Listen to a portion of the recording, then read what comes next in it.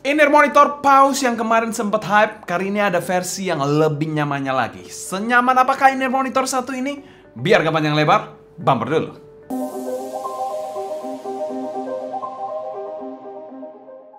Halo semua, selamat datang channel Sound Detective bersama dengan saya Sebastian. Seperti biasa akan share info dan racun mengenai dunia personal audio, baik itu dari portfolio ataupun desktop audio.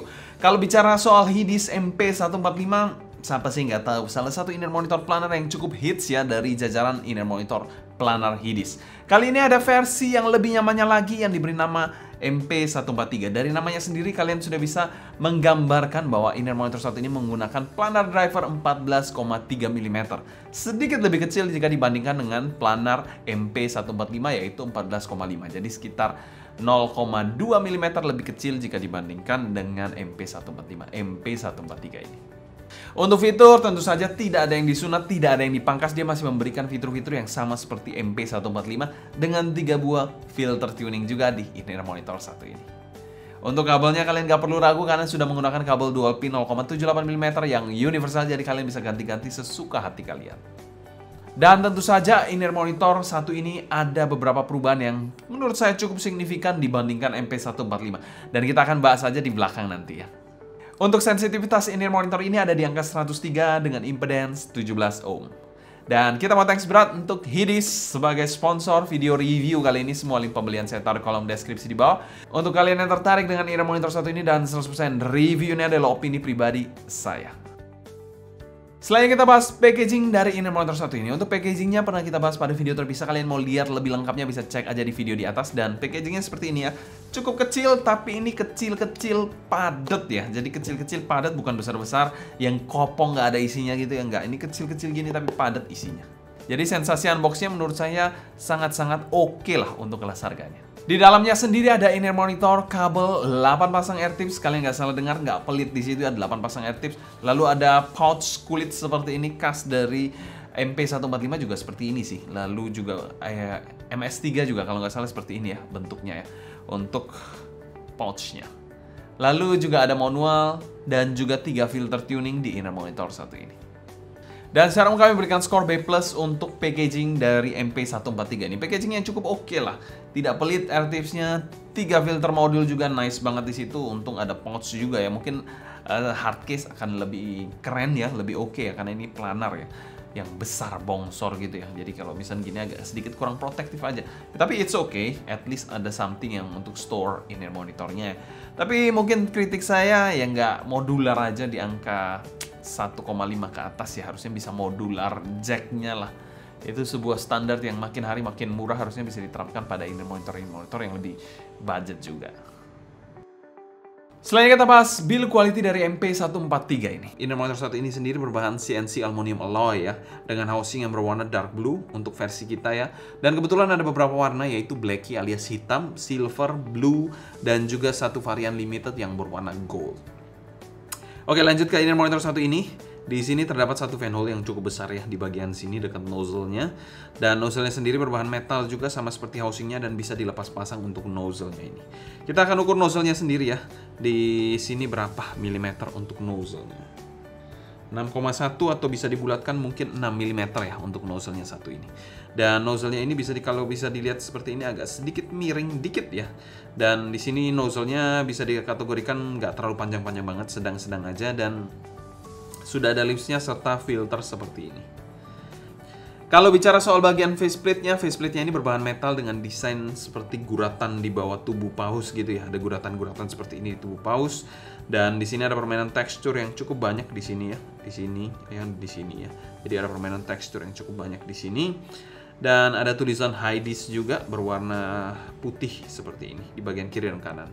Dia kesannya lebih minimalistik lah jika dibandingkan dengan MP145 yang terkesan lebih kompleks untuk desainnya. Untuk kabelnya sendiri adalah kabel dual pin 0,78 mm dengan bahan pin metal seperti ini ya. Sudah ada markingnya merah dan biru seperti ini. Dan di sini terdapat air hook yang preform transparan. Untuk kabelnya sendiri adalah high purity OFC ya. Kalian bisa lihat di sini ya. Dan warna sleevingnya transparan serta kelihatan serat-serat kabelnya di inner monitor satu ini. Dimana warnanya adalah silver. Untuk chin slider dan splitternya di sini sama-sama berbahan metal ya. Pretty nice ya. Di bagian bawahnya di sini adalah kabel dua braided twisted cable ya, dan bisa dikategorikan juga cukup lentur, agak tipis dan kurang kekar kabelnya. Jacknya sendiri adalah jack straight plug dengan jack berbahan metal 4,4 mm di sini. Build quality dari MP143 kami berikan skor B+. Housingnya bahannya metal, aluminium ya, jadi itu good durability banget, tidak diragukan lagi ya. Dan ringan dan juga durability-nya bagus, bahan aluminium itu. Desainnya dari inner monitor satu ini pun bisa dikategorikan desain yang tematik, ada unsur-unsur pausnya gitu ya, seperti punuk di bawah paus gitu ya untuk desain dari inner monitor satu ini, walaupun agak terkesan lebih minimalis jika dibandingkan dengan MP145 sih. Untuk kabelnya menurut saya agak tipis aja, but oke lah untuk kabelnya. Dan kritik saya memang masih sama, yaitu nggak jack modular di inner monitor satu ini. Jadi itu salah satu hal yang mungkin menjadi standar saya sekarang ini ya, di angka 1,5 jutaan harusnya sudah bisa jack modular sih. Tapi inner monitor ini belum. Seperti MP145 juga belum jack modular kalau saya nggak salah ingat. Selanjutnya kita bahas fitting dari inner monitor satu ini. Seperti inspirasinya, inner monitor satu ini bentuknya cukup bongsor seperti halnya badan paus yang besar bongsor gitu ya. Dan inner monitor satu ini untuk bahan metal cukup ergonomis, tidak ada sudut-sudut tajam ataupun fin yang aneh-aneh sama sekali di inner monitor satu ini. Untuk bobotnya, housingnya memang terasa sedikit berbobot, tapi bahannya aluminium menjadi masih manageable. Untuk kabelnya terkesan ringan ya untuk inner monitor satu ini. Dan satu hal yang bikin nyaman inner monitor satu ini yaitu dimensi inner monitor satu ini lebih kecil jika dibandingkan dengan MP145. Jadi secara pemakaian seharusnya di atas kertas harusnya lebih nyaman ya. Dengan tipe pemakaian over ear, regular to deep fit dikit seperti ini.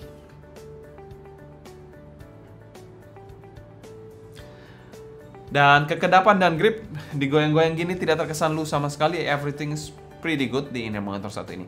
Memang tipe yang ya tengah-tengah lah, rada snack dikit tapi nggak snack-snack yang neken banget juga ya. Lebih snack, lebih padat MP145 di sini terasa lebih nyaman aja menurut saya. Di telinga saya ya, sekali lagi ya, di telinga saya lebih nyaman aja jika dibandingkan dengan MP145. Selain itu bobotnya juga nggak seberat MP145 sih. Cuma memang ini agak-agak gimana ya, gripnya menurut saya agak sedikit kurang apa ya, kurang meyakinkan ya. Jadi kalau kesenggol gitu takutnya bisa lepas, jadi kayak kurang grippy gitu ya. Tapi kekedapannya oke sih sebenarnya. Ya mungkin itu aja yang kurang dari saya agak takut aja, insecure aja ya rasanya, kayak misalnya kurang ngait di telinga gitu.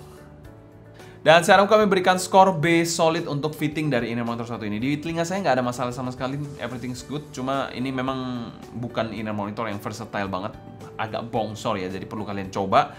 Dan juga sedikit berbobot untuk housingnya, tapi ya sedikit aja, nggak sampai berat-berat banget seperti Alconic gitu, enggak sih. Bahkan lebih ringan dibandingkan MP145.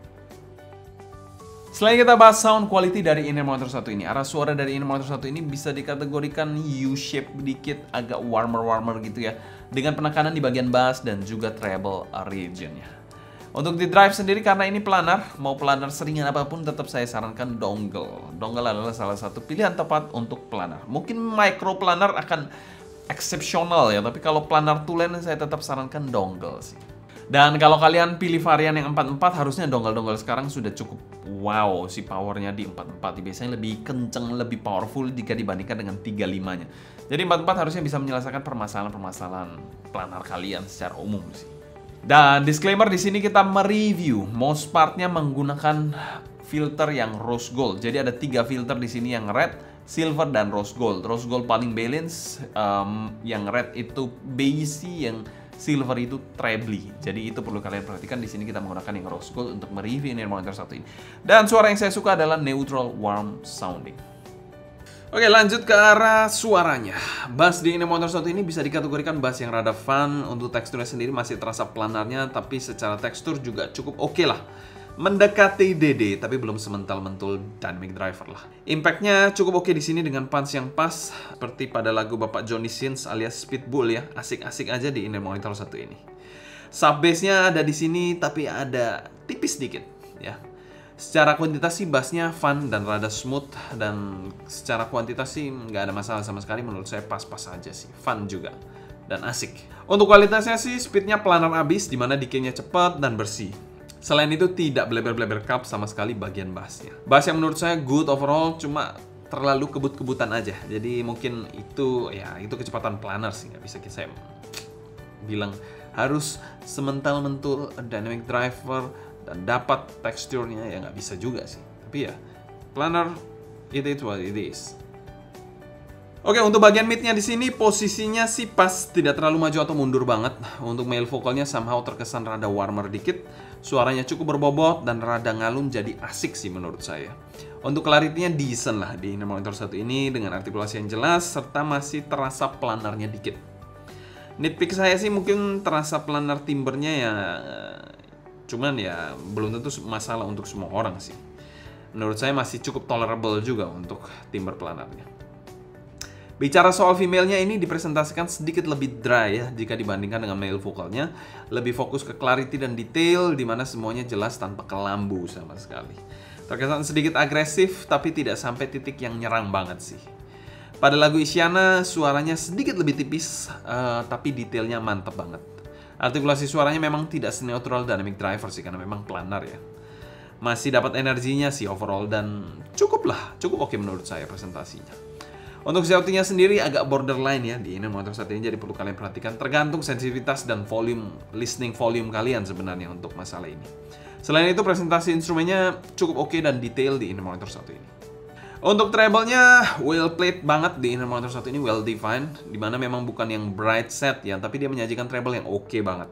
Masih dapat kesan ceringnya dan energinya, tapi tetap terkontrol. Pada cymbal crash juga terasa ceringnya tanpa terkesan terlalu nyerang juga.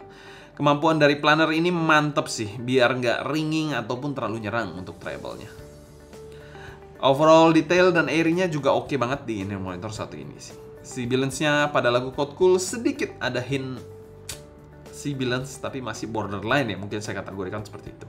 Dan secara keseluruhan tonalitas dari MP143 ini kami berikan skor B+. Secara tonal sendiri, planner yang good-good aja sih, tanpa ada masalah yang berarti. Selain kita bahas teknikalitas dari Inner Monitor 1 ini, presentasi dari MP143 ini bisa dikategorikan presentasi yang fun dan juga sedikit las suaranya. Untuk timbernya masih terasa planarisnya ya, planaris ya gitulah, masih terasa planarnya ya. Jadi ya, tapi overall nggak ada yang cacat-cacat gimana sih ya, memang rasa-rasa planar yang oke banget sih presentasinya. Untuk soundstage-nya masih mempertahankan soundstage yang megah dari MP145 ya, tapi nggak semegah MP145, lebih megah MP145. Tapi ini juga bisa dikategorikan cukup oke untuk soundstage-nya, dia cukup lebar, tingginya juga pas, depth-nya juga dapat. Untuk detailnya sudah di atas rata-rata ya, kalau misalnya bicara soal planar. Tapi kalau misalnya lawan planar lain, mungkin ini sedikit lebih lambat ya, detailnya juga lebih kurang ya. Decay-nya juga lebih lambat, detailnya juga lebih kurang. Planar-planar lain dengan tonalitas yang lebih brighter akan lebih cepat dibandingkan ini. Tapi jika dibandingkan dengan dynamic driver, balance armatur, saya rasa ini juga bisa dikategorikan cepat sih. Detailnya juga oke banget.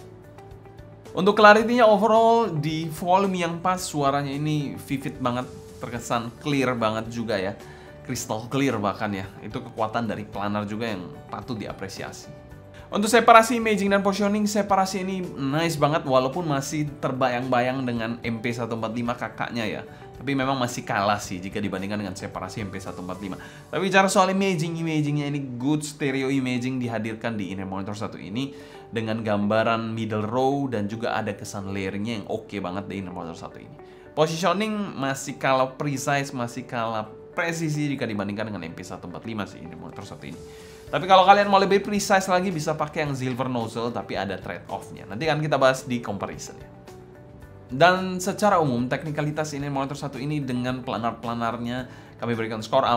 Bicara soal Inner Monitor secara sudut pandang umum, Inner Monitor 1 ini teknisnya di atas rata-rata sih. Jika dibandingkan balance armatur, dynamic driver, mantep banget untuk Inner Monitor planar. Biasanya teknisnya menurut saya masih ya above average lah untuk teknisnya.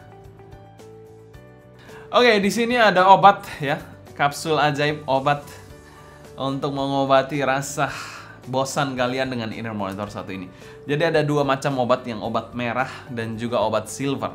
Obat merah lebih bassy, obat silver lebih trebly. Dan di sini kita menggunakan yang rose gold ya. Jadi ada dua obat lagi untuk mengobati rasa bosan kalian dengan Inner Monitor 1 ini dan mendapatkan suasana yang berbeda. Tentu saja no gimmick-gimmick. Oke, seperti yang tadi saya sampaikan, di sini ada yang merah, silver, dan juga kita gunakan rose gold ya untuk tuningnya. Di nozzle merah ini suaranya lebih laid back dengan bass yang lebih gendut, tapi kurang clarity dan smooth sounding. Untuk shoutingnya juga lebih terkontrol di yang merah ini ya. Dan somehow ini opsi tuning yang lebih safe, tapi juga darker di satu sisi. Bicara soal silver nozzle-nya ini lebih simmering splendid dengan vokal yang lebih forward dan agresif terkesannya ya. Untuk weight note-nya juga lebih tipis dan bass yang jelas lebih tipis dibandingkan yang merah. Dan dibandingkan dengan yang rose gold juga sedikit lebih tipis. Dimana bicara soal yang paling saya suka sendiri adalah rose gold, dimana ini tengah-tengah lebih mirip ke silver sih sebenarnya, dengan presentasi yang jauh lebih sopan dibandingkan silver. Ya bukan jauh banget sih, mungkin lebih sopan lah, lebih umum, lebih sopan dibandingkan yang silver. Karena memang di sini masih ada terasa sibilan, shoutingnya di sini lebih agresif, lebih maju lagi ya. Kalau dengerin ini ke sini, ini saya rasa mungkin terlalu too much lah untuk saya. Mungkin yang merah ini akan menjadi opsi yang menarik ya, membuat Inner Monitor 1 ini jadi something other dimension, something dunia berbeda gitulah jadi intinya untuk nozzle merah ini. Tapi yang di sini ya rada-rada mirip, cuma di sini lebih pedas aja sih. Mungkin kalian yang mungkin telinganya suka yang masokis bisa kalian jadikan opsi ini sebagai daily driver nozzle tuning kalian. Selain kita bahas pro dan cons dari Inner Monitor 1 ini. Cons dari Inner Monitor 1 ini, obat silvernya ini memberikan rasa masokis yang ekstrim ya. Jadi perlu kalian perhatikan, mungkin kalian mencari sensasi yang berbeda. Mungkin kalian mencari sensasi masokis yang ekstrim, bisa coba yang silver ini. Saya sih nggak cocok, tapi mungkin ada yang suka juga sih. Cons yang kedua yaitu housingnya agak sedikit bongsor ya untuk planar-planar zaman now yang pernah saya bahas juga, fitting-fittingnya sudah mantap-mantap ya. Kalau planar yang besar-besar bongsor-bongsor gini harusnya bisa dirampingkan lagi, dikecilkan lagi biar lebih mantap fittingnya. Cons yang ketiga yaitu jacknya nggak modular ya, jadi nggak ada pilihan modularnya, jadi kalian harus pilih 35 atau 44 untuk paket penjualan. Untuk pro-nya dari Inner Monitor 1 ini, dia menyajikan suara yang no gimmick-gimmick ya. Beda banget pada saat menggunakan nozzle-nya ini. Jadi kalian bisa mendapatkan sensasi yang berbeda. At least red pill-nya ini atau obat merahnya ini bisa memberikan sensasi yang berbeda. Mungkin silver nozzle-nya agak mirip dengan rose gold, cuma lebih agresif aja suaranya ya. Jika dibandingkan dengan obat merah ini lebih beda suasananya, kayak something different. Untuk pro kedua yaitu suara dari Inner Monitor 1 ini asik banget ya. Tonalnya oke dengan teknis yang mantap. Untuk value for money dari Inner Monitor 1 ini kami masukkan pada kategori good value dan kami berikan skor B+. Inner Monitor yang cukup budget dan bisa diandalkan Inner Monitor 1 ini. Kesimpulan, anak paus 1 ini cukup memuaskan menurut saya. Dia menyajikan fitting yang lebih nyaman dan juga suara yang lebih kalem dan nyaman untuk didengarkan untuk long listening. Dan tentunya yang paling penting, harganya juga lebih nyaman di kantong masing-masing. Mungkin sekian dulu sharing saya mengenai MP143 ini. Kalau kalian suka jangan lupa subscribe, klik tombol like, follow Instagram, TikTok, dan Discord kita @sounddignity agar kalian tidak ketinggalan update terbaru mengenai dunia portable dan desktop audio. Kalau kalian ada pertanyaan seputar Inner Monitor 1 ini, feel free tulis pertanyaan kalian di kolom komentar di bawah ya. Mungkin sekian dulu untuk video kali ini. Saya Sebastian dari Sound Dignity pamit undur diri. Sampai jumpa di video berikutnya. Happy listening, stay healthy, and ciao.